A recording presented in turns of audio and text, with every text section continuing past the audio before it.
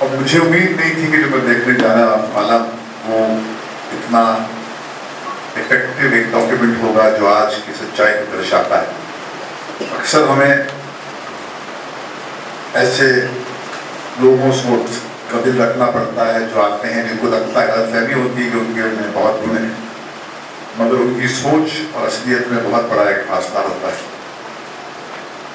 But in this case I was wrong.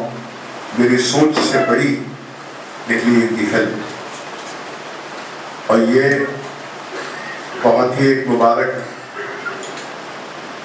अवसर है मेरे लिए, क्योंकि अक्सर हम जाते हैं उसी मंच पर जहाँ पर सेलिब्रिटीज होते हैं या बड़े बड़े लोग होते हैं, मगर दरअसल एनकरेजमेंट या सपोर्ट हिंदुस्तान के उन नौजवानों को या उन जूनियर्स को, उन यंगस्टर्स को मिलना चाहिए जो वाकई अपनी सोच में बहुत तेज़ी से आगे बढ़ रहे हैं, मगर जिन्हें इनकी पीठ थपथपाने के लिए कोई है नहीं। तो मैं आपकी पीठ थपथपाने के लिए आया हूँ और ये कहने आया हूँ कि आप में बहुत बहुत गुण मौजूद है, बहुत टैलेंटेड है। ये एक ऐसी कड़वी सच्चाई है जिससे हम मुंह नहीं फेर सकते। Truth emergency. आज की तारीख में अगर किसी चीज की कमी है तो वो सच्चाई की है, ट्रूथ।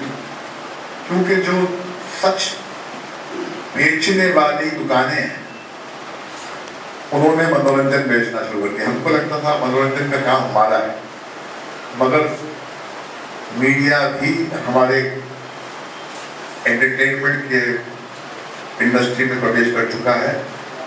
आज की तारीख में बहुत ज़्यादा मनोरंजन करते हैं, हम कम करते हैं। तो ऐसे में न्यूज़ कौन देगा? बहुत गंभीर इश्यू, क्योंकि न्यूज़ बहुत ही इम्पोर्टेंट है हमारे रोजमर्रा की जिंदगी के लिए। सच्चाई 9/11 को लेकर 11 साल हो गए, मगर जरूरत करके एक अमेरिकन ने ये सच्चाई दुनिया में सामने पेश की। अमेरिका के पास वेपन्स ऑफ मास डिस्ट्रक्शन भी है और मास डिस्ट्रैक्शन भी है। उनके पास वो जरिया कि वो सच को झूठ कर देता है, झूठ को सच कर देता है, और हम पिक जाते हैं। हमारे न्यूज़पेपर चलाने वाले, हमारे न्यूज़ पेरेंट्स दुनिया के पिक जाते हैं और वो बोलते हैं जो वो बुलवाना चाहते हैं। तो ऐसे में कोई क्या करे? यही करें जो ये कर रहे हैं। इंसान होने का हक अदा करें। आपका अधिकार है कि आप अगर तन्हा ही एक ही शख्स है जिसकी ये सोच है, तो आपको जुर्रत करके उस सोच के साथ जिंदगी जीनी चाहिए। यही सही डेमोक्रेसी है। सारी दुनिया आपसे ना एग्री करे, मगर फिर भी आप अपनी बात कहें, निडर होकर कहें, क्योंकि ये हमारे मुल्क की शान है। हमारे जो बाप दादा थे जिन्होंने ये आज़ादी के लिए लड़ाई लड़ी थी, उन्होंने ये कहा था कि ऐसा मुल्क जहाँ पर हर किसी को अपनी बात कहने का अधिकार हो बिना किसी डर के। तो आज की तारीख में आप वो कर रहे हैं जो आपका हक है, मगर ऐसे बहुत कम लोग हैं। तो बहुत बहुत बधाई मेरी इस तरह से, और मैं दिल रखने के लिए नहीं कह रहा हूँ, वाकई आपने ये जो काम जो है आपने कर दिखाया है, काबिल-ए-तारीफ है। बहुत बहुत बहुत छुआ मेरे दिल को, और इस बात का गहरा एहसास हुआ कि हिंदुस्तान एक नौजवान मुल्क है, मगर a live, dynamic mind is somewhere breathing and living, and I am very proud of that. Thank you.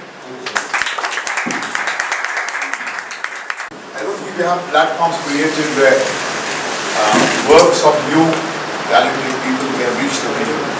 But fortunately, as he said, I'm going to release it on the net. The internet has certainly provided an alternate platform where people can have access. You some lot of movies in Hollywood which were conceived as internet projects, which have shaken the mighty moguls there. But documentaries in our country have never found a reasonable viewing base. Even the documentary which I made have not been able to really get to the people of this country. And that indeed is a tragedy. But what is important is when people like him make these kind of films, is they show that they have the ability to question the accepted mindset. कि पड़ोसी भी सोच होती है कि भैया आप यही सोचेंगे क्योंकि हम कह रहे हैं ये अच्छा, और अगर आपने हमारे हाँ में हाँ नहीं मिलाई तो फिर हम आपको घेर के आपको उंगली उठा के वो कहेंगे कि आप वो हैं जो शायद आप सुनना पसंद ना करें। ऐसे माहौल में जुर्रत करके ऐसी बात सोचना भी काबिल-ए-तारीफ है। But to answer your question honestly, I don't think India is very fair and very generous to filmmakers who make film outside the area of entertainment. Because this is an age of entertainment, everybody wants to see. What a future of short films. Right? Future of short films. Future of such films is that you will have mad people like him giving his time and energy because they feel it's important to them. But today, without the World Wide Web available, at least you are guaranteed a far more audience today than ever. So that's thanks to the technology. I think the internet release is what was that. I think you released the picture today on the internet, right? No, it will be released on 9th in India. Yeah. So I think that itself is a great step he's taken, and I think it's a really great step. Manish, क्या हम आपको कभी देख पाएंगे किसी ऐसी social cause पर movie बनाते हुए? मैंने बहुत सारी फिल्में बनाई है, मगर उसका जिक्र होता नहीं, इसलिए लगता है कि मैं बनाता नहीं। मैंने नागालैंड पे फिल्म बनाई थी, इंसर्जेंसी पे। मैंने माओइस्ट इशू पे फिल्म बनाई थी।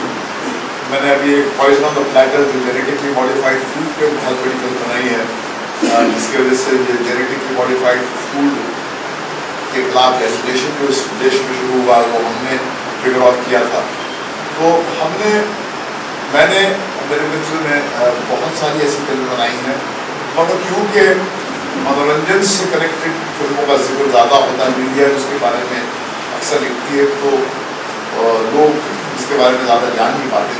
इंसाफ का सवाल का जवाब भी वही था कि इतने ऑब्सेस्ड हम मनोरंजन के प्रोडक्ट से को लेकर कि गंभीर इशू से कोई भी कनेक्टेड फिल्म होती है वो हम उसके बारे में बात नहीं करते। अभी हमने जेनेटिकली मॉडिफाइड फूड के अगेंस्ट अमेरिका में जाके एक फिल्म बनाई है जो उस पर हम अभी काम कर रहे थे। तो हम बनाते रहते हैं। मतलब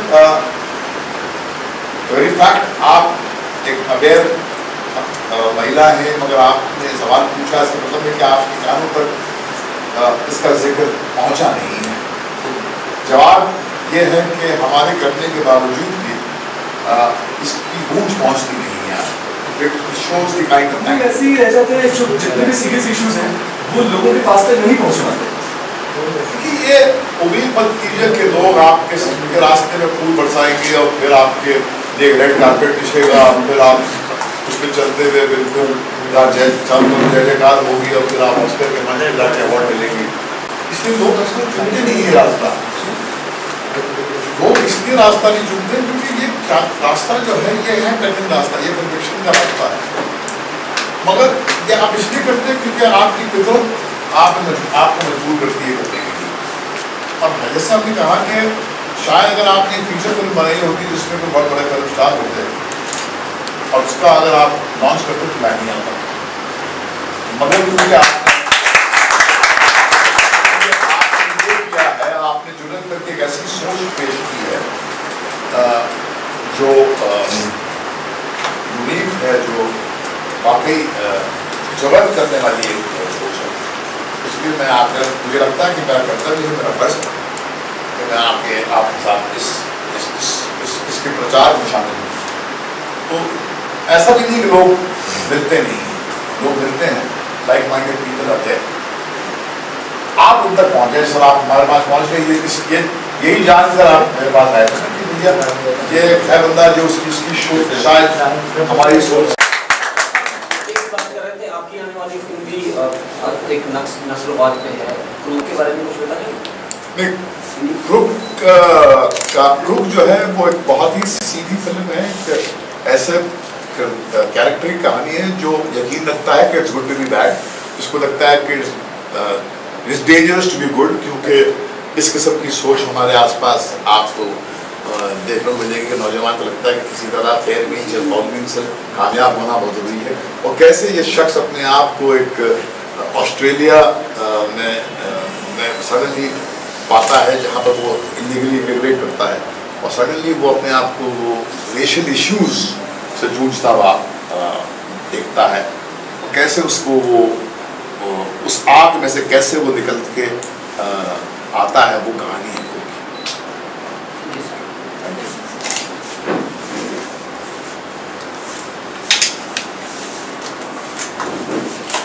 चलें? Thank you. Thank you so much. So just have a drink. Just have a drink. Yeah, please. Fast.